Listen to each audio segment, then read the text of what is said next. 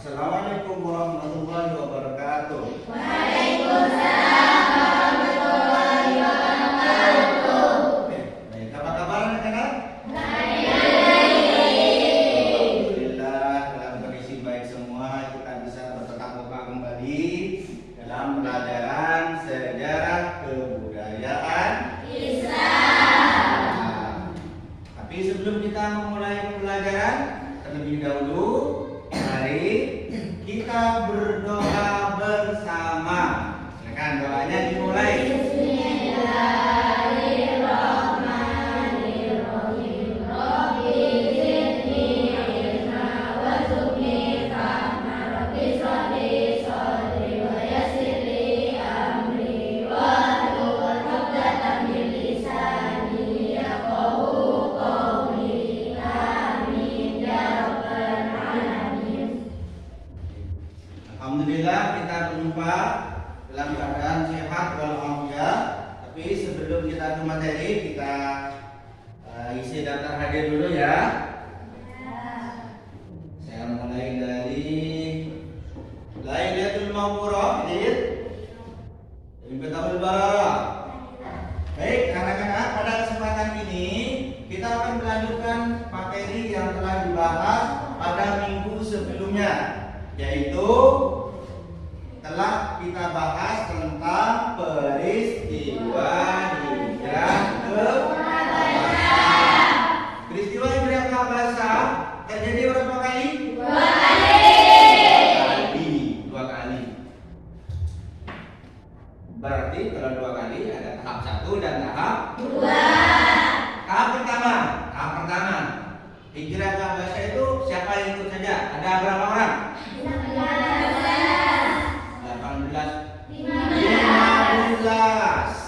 15 orang, terdiri dari 10 orang laki-laki dan 5 orang perempuan. Ya, itu hijrah pertama. Hijrah kedua, ada yang masih ingat hijrah kedua? Ada berapa orang? 1 orang, ada berapa orang?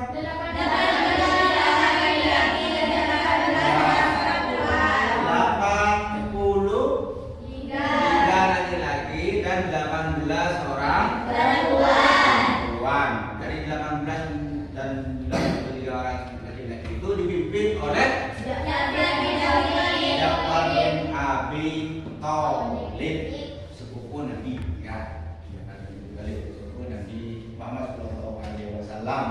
Nah, dalam peristiwa hijrah kedua ini umat Islam begitu ditindas. Dari segi ditindasnya sampai terjadi boikotan. Boikot. Isi boikotnya apa yang pertama? Ada yang tahu? Apa? Nabi Muhammad SAW dan kaum keluarganya serta kaum pengikutnya tidak diperkenankan menikah dengan kaum Quraisy lainnya. Ya, pemboikotan pertama larangan menikah dengan kaum kafir Quraisy. Jadi Nabi Muhammad, kerabat serta sahabatnya tidak boleh menikah dengan orang kafir Quraisy. Yang kedua tentang ya, berarti apa yang kedua? Kaum Quraisy tidak diperkenankan untuk berbuat beribadah dengan Muhammad SAW dan keluarganya serta pengikutnya. Iya, tidak boleh melakukan transaksi jual beli antara Nabi Muhammad SAW dengan pengikutnya serta keluarganya. Tidak boleh bertransaksi dengan orang kafir Quraisy. Itu adalah gambaran pembelajaran yang telah kita lalui dan insya Allah sudah baik pemahamannya, sudah paham. Dan pada kesempatan ini kita akan berlanjut ke materi pokok bahasan berikutnya, yaitu tentang kesabaran sahabat Nabi Muhammad SAW dalam peristiwa hijrah. Nah, baik. Nah, sebelum ke materi, saya stimulus, saya beri rangsangan dengan menyimak gambar.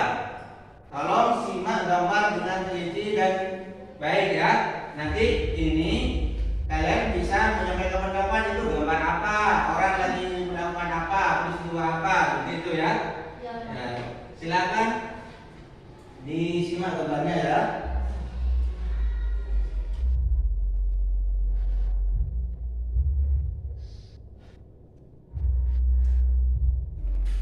Baik, bagaimana?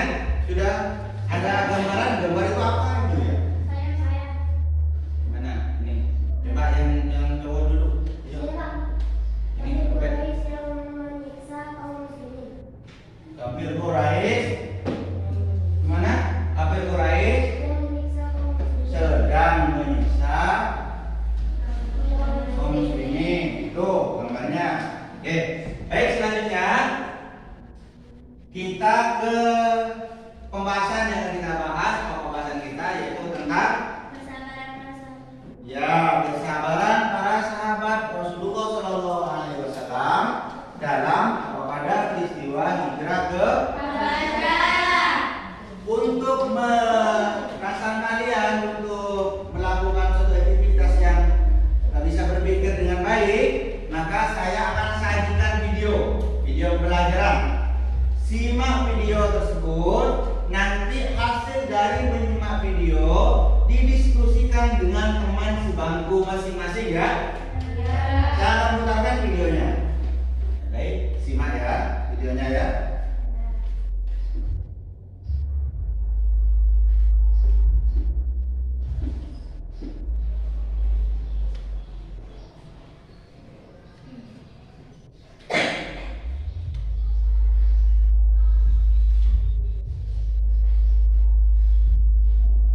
Oke, baik, itu video yang kita lihat tadi.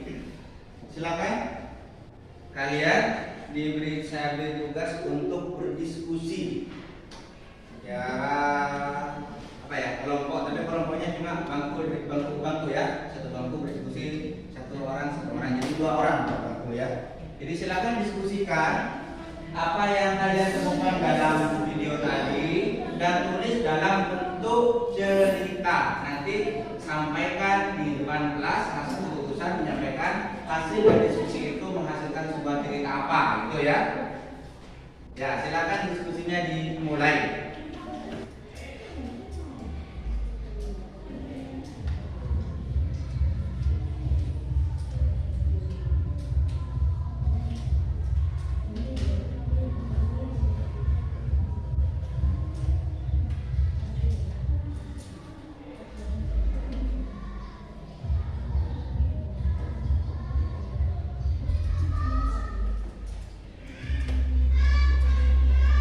Bagaimana? Sudah ditulis? Sudah. Ada yang siapa yang pertama kali yang menyampaikan hasil tulisan yang buat cerita itu? Saya. Ya, silakan. Tidak sebelum berangkat hijrah, sahabatnya para sahabat sudah bersiapan menghadapi ancaman dan sekutu zaman yang Quraisy. Mereka tidak boleh berjual beli barang menjadi persahabatan atau bersendiri dengan kaum Quraisy juga. Belum lagi ancaman sesaat yang selalu menghadapi kaum muslimin apabila kedapatan mengikuti ajaran Nabi Muhammad SAW. Ancaman dan tindakan yang dihadapi oleh kaum muslimin tidak membuat patah semangat. Semuanya dihadapi dengan kesabaran. Mereka yakin memberi semua ancaman dan siksaan itu. Dan ada Allah Subhanahu wa Ta'ala yang akan selalu membantu dan menjaga kaum muslimin. Semakin diancam mereka semakin bersemangat untuk mendapatkan ajaran agama Islam. Sudah ya. Nah, itu sejarahnya tadi tentang kesabaran bahwa mereka sahabat Rasulullah tadi gimana? Dia langsung bersabar melakukan walaupun diperlakukan dimanapun dia sabar dan dia akan berterima kasih kepada Allah Taala. Baik, dari kesimpulan dari tadi semua yang diceritakan sudah sesuai dengan video yang ditayangkan. Tapi untuk lebih jelasnya lagi, saya akan memberikan penjelasan tambahan tentang kesabaran para sahabat Rasulullah Shallallahu Alaihi Wasallam dalam peristiwa hijrah ke Habasyah. Kesabaran para sahabat Rasulullah Shallallahu Alaihi Wasallam pada peristiwa hijrah ke Habasyah. Yang pertama, apa yang dilakukan oleh para sahabat ketika mereka diperlakukan tidak senonoh oleh orang kafir Quraisy? Ternyata apa ya? Penindasan dan kekejaman, bahkan pemboikotan yang dilakukan kaum kafir Quraisy tidak menyebabkan para sahabat patah semangat untuk berjuang. Perjuangan para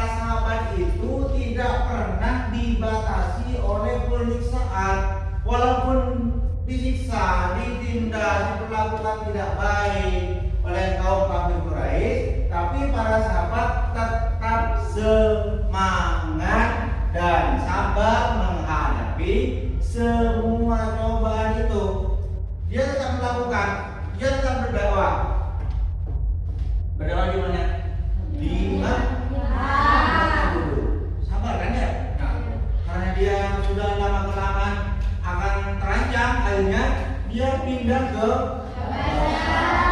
tujuan pindah ke Habasah salah satunya bukan hanya menyelamatkan diri, melainkan ingin menyebarkan agama Islam di tempat lain. Ya, baik, selanjutnya pengorbanan apapun akan dilakukan untuk membela keyakinan sebagai seorang Muslim sejati. Nah, Muslim sejati, Muslim yang kapak, Muslim yang sungguh-sungguh, dia akan mengorbankan apapun. Termasuk Sayyidina Utsman bin Affan itu termasuk pemuda kaya, bukan kaya. Kalau kaya yang di sini tuh kan ada yang kaya monyet, ada kaya apa itu. Itu memang betul kaya, sabar, dermawan. Terus Sayyidina Utsman menjadi apa tadi? Itu apa? Menantu Rasulullah SAW. Enggak salah milih menantunya Sayyidina Utsman. Sayyidina Utsman itu orangnya kaya, sabar dan dermawan. Dia suka apa, hartanya tuh enggak itu berarti baginya karena dia selalu disekitarkan sama orang lain. Kemudian apa lagi? Jiwa raganya, dia rela berperang di Islam. Dia seperti Muslim sejati, akan membela keyakinannya apapun dalam bentuk pengorbanan apapun. Apakah jiwa itu antara hidup dan mati, atau harta itu kan untuk kehidupan dunia. Ya kalau kita kan pasti gini, kalau saya kasih uang segini kan, uang asalnya 1 juta dikasih 100.000, eman-eman ya 100.000, nanti gak genap 1 juta kan gitu. Utsman tidak berlaku seperti itu. Dia tetap akan membela keyakinannya dengan berapapun dan menghabiskan uang sebanyak apapun. Ya. Lanjut. Nah, ini hijrah dilakukan diam-diam di tengah malam, tapi tetap semangat untuk menyelamatkan keyakinan dan menyebarkan Islam di tempat lain. Hijrah dilakukan diam. Kenapa diam-diam? Takut diketahui kafir Quraisy. Kalau diketahui nanti akan dicegat, dihalang-halangi supaya tidak hijrah ke Habasyah. Ya, diam-diam di tengah malam. Diam-diam di tengah malam. Tengah malam artinya orang yang tidak sabar gak mungkin melakukan seperti itu ya. Jalan di tengah malam, dia gak ada lampu penerang jalan gitu. Dia cuma bawa mungkin api dan api pakai apa saya tidak tahu pada zaman itu. Tapi yang jelas tidak ada lampu penerang jalan. Gak ada yang namanya mobil, gak ada yang namanya sepeda motor. Yang ada hanya mungkin kota, ada kuda dan semacamnya itu. Itu perjalanan itu tidak akan berlalu singkat. Jadi perjalanan itu akan lama. Kalau kita berjalan dari sini 1 kilo menggunakan sepeda dengan menggunakan jalan kaki beda kan? Kalau sepeda itu mungkin 1 kilo itu 2 sampai 3 menit sudah nyampe. Kalau jalan kaki 10 menit belum tentu nyampe, gitu ya. Tapi masyarakat dulu waktu hijrah dia berjalan dari satu negara ke negara lain, pindah dari satu negara ke negara lain. Dia tidak pakai kendaraan bermotor, tidak pakai pesawat terbang. Maksudnya pesawat terbang kita ke sini ke Surabaya setengah jam sudah nyampe kan gitu ya. Pakai pesawat terbang lah.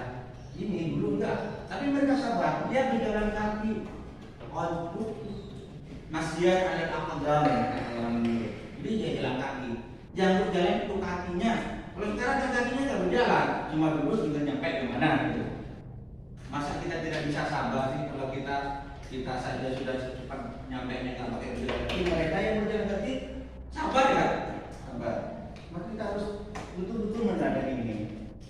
Di walaupun tengah malam di tengah malam dalam berita mereka tetap berjalan secara sembunyi-sembunyi. Ya nggak rame-rame, nggak ngerumpi di jalan dan ngerumpi.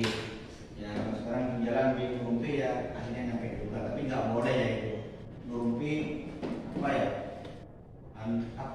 Kejelekan orang lain ya itu yang tidak boleh. Kemudian perjalanan hijrah melewati lautan dengan kondisi badai dan angin serta ombak yang besar. Tetapi dilalui sekalipun berbahaya dan suhu udara sangat dingin. Kita apakah bisa melakukan seperti ini? Sahabat dulu berjalan di tengah malam, di tengah laut, ombaknya besar, anginnya besar juga, kemudian dingin lagi. Tapi mereka melakukan. Kita, apakah mungkin kita melakukan? Mungkin saja, tapi kita harus meniru sahabat itu. Jadi sekarang kalian suruh keluar malam-malam kan sekarang sudah kondisi dingin. Apakah mungkin dalam keluar? Ya seharusnya mungkin demi agama. Misalnya demi untuk perjuangan agama, membela agama, misalnya membangun masjid, kemudian mau dikerjakan malam-malam dingin misalnya, itu mungkin saja kita lakukan itu, termasuk dari perjuangan, hingga kita bisa meniru ini. Tapi sahabat dulu ini betul-betul memang kesabarannya teruji. Bayangkan di tengah malam dia melewati lautan dengan tanpa mesin, dingin, ombak. Ya, seharusnya kan takut ya, ada ombak besar, angin, dingin, pasti mikirnya, apalagi di balik hujan, pasti mikirnya, waduh saya bisa sakit, kan itu. Tapi mereka, saya sudah gak peduli, apakah saya akan sakit, apakah saya tidak akan sakit, yang penting saya hijrah sesuai dengan anjuran Rasulullah SAW. Dia akan terus berhijrah. Itulah sahabat pada zamannya. Kita harus betul-betul meniru apa yang dilakukan oleh para sahabat.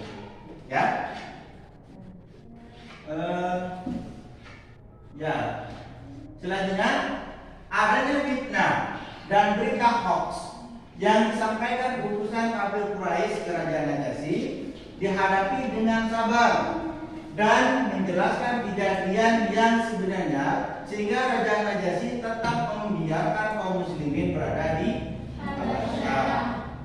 Saya kembalikan ke awal ya. Di awal itu di hijrah pertama Nabi sahabat Nabi itu diletakkan di kota apa ya? Kota Nigas. Kota Nigas. Dekat apa katanya? Sebelah mana? Sebelah utara provinsi Ya, sebelah utara provinsi Nah, dalam kejadian hijrah yang kedua itu ternyata perjalanan hijrah itu diketahui oleh orang kafir kawan. Karena ketahui, akhirnya orang kafir Quraisy memutuskan untuk mengutus 2 orang. Namanya yang pertama siapa? Amr bin As. Yang kedua siapa? Amr bin Walid. Itu keduanya ditugaskan dengan membawa hadiah kepada Raja Najasyi. Dia membawa hadiah untuk melobi-lobi menyebarkan berita hoax dan fitnah agar kaum muslimin tidak diterima di Habasyah, ya tidak diterima.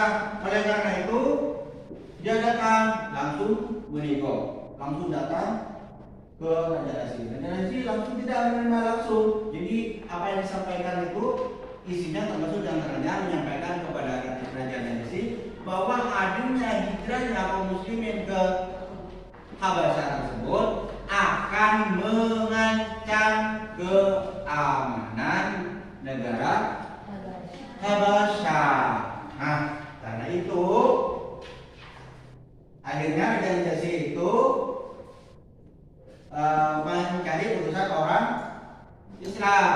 Putusan orang Islam siapa? Ja'far bin Abi Thalib merupakan salah satu sepupu Muhammad sallallahu alaihi wasallam.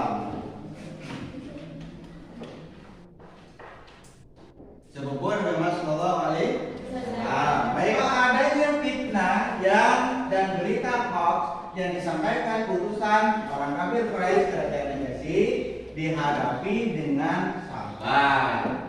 Dengan sabar sehingga utusan tadi siapa namanya? Ja'far bin menyampaikan kronologi cerita yang sebenarnya bahwa kedatangan kaum muslimin ke negara Habasyah itu tidak untuk menghancurkan atau tidak untuk mengancam pertahanan dan keamanan negara Habasyah. Mereka hanya ingin melindungi dan ingin menyebarkan agama Islam di tempat yang lain. Akhirnya setelah mendengar itu Raja Najasyi itu tetap membiarkan kaum muslimin berada tinggal di Oke, gitu ya, paham ya? Ya, jadi kesimpulannya dari semua yang saya jelaskan tadi bahwa peristiwa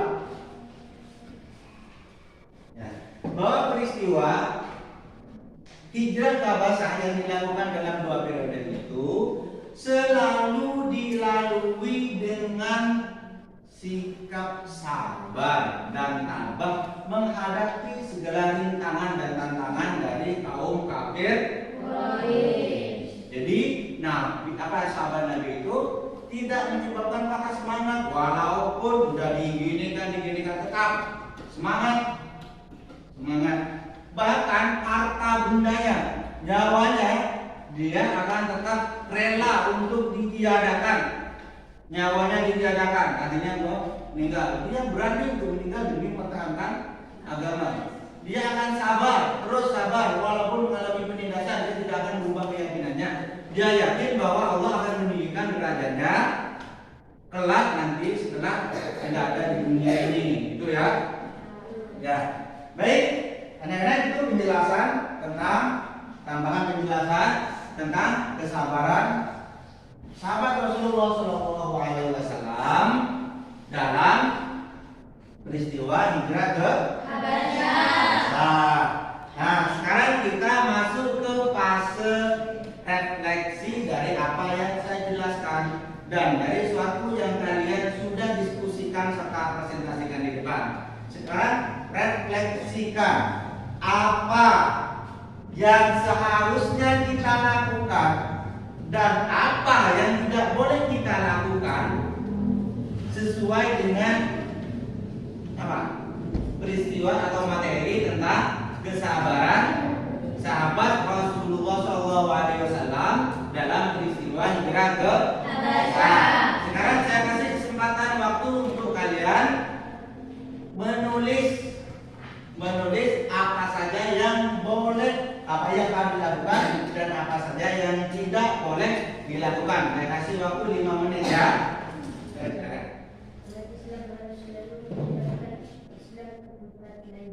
Iya, tadi saya sudah bahas juga bahwa umat Islam harus selalu menyebarkan Islam ke tempat yang lain kalau memungkinkan.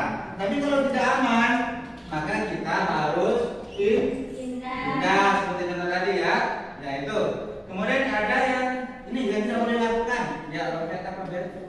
Umat Islam tidak boleh menindas orang lain. Iya, umat Islam tidak boleh menindas. Wah, jadi orang ditindas itu kan bukan kutu kan ya? Kita umat Islam. Nah, kita semua umat Islam bukan. Ada yang aku Islam enggak? Islam. Tandanya orang Islam pertama gimana?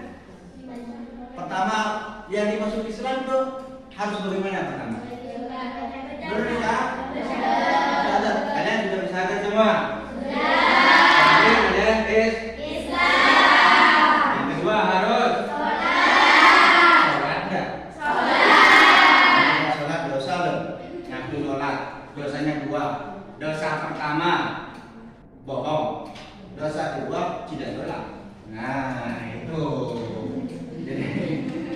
Jadi umat Islam itu selalu apa namanya berat ya. Tidak bisa beda. Umat Islam tidak boleh apa tadi? Kata apa? Tidak boleh. Ya, tidak boleh menindas. Misalnya ada temannya yang culun, ditindas-tindas. Tahu culun? Ya agak setengah gini gitu ya. Ada temannya langsung misalnya ditendang-tendang, jangan. Nggak boleh ditindas-tindas. Kan bukan kutu kok ditindas, gitu ya. Kalau mau ditindas ya kutu saja, karena nggak tahu. Lanjut. Ya, kenapa? Umat Islam tidak boleh menyebarkan berita bohong atau hoax. Iya, umat Islam tidak boleh menyebarkan berita bohong atau hoax. Ya, kalian hati-hati dengan hoax ya. Nah, di rumah kalian kalau pegang HP di rumah pasti akan ketemu dengan banyak berita. Nonton YouTube, isinya ini itu, kabarnya ini itu. Padahal sebenarnya itu berita hoax untuk memfitnah orang lain. Hati-hati ya dengan berita hoax. Pada zamannya Nabi dulu waktu hijrah juga ada berita hoax. Makanya kita tidak boleh melakukan hal yang demikian. Bohong, berbohong, berita bohong atau berita hoax. Selanjutnya ada lagi? Ya, kenapa? Umat Islam tidak boleh memiliki keyakinan yang mudah goyah. Ya, umat Islam tidak boleh memiliki keyakinan yang mudah goyah. Goyah gimana? Ya mudah dipengaruhi orang lain. Misalnya ada dikasih mie sedap, terus wah ini mie asal kamu pindah rumah saya kasih mie 1 karton dengan beras 1 kuintal misalnya. Keyakinannya berubah. Nah itu pantang oleh orang Islam. Jadi orang Islam tidak boleh memiliki keyakinan yang mudah digoyah oleh orang lain. Siapapun itu. Kita umat Islam, ceritanya ya cerita kita ini. Ya, tidak boleh datang. Lanjutnya gimana? Baik.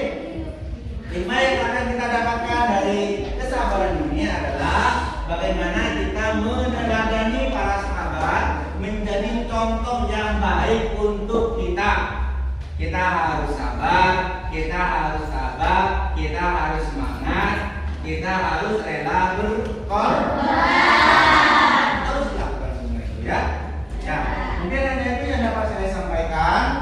Kurang dan lebih maaf, tapi sebelum kita akhiri, terlebih dahulu kita tutup pertemuan kita dengan pembacaan doa biar apa yang kita laksanakan mulai dari awal sampai ke belakang ini menjadi sebuah akhir yang berkah. Silakan doanya kita mulai bersama-sama.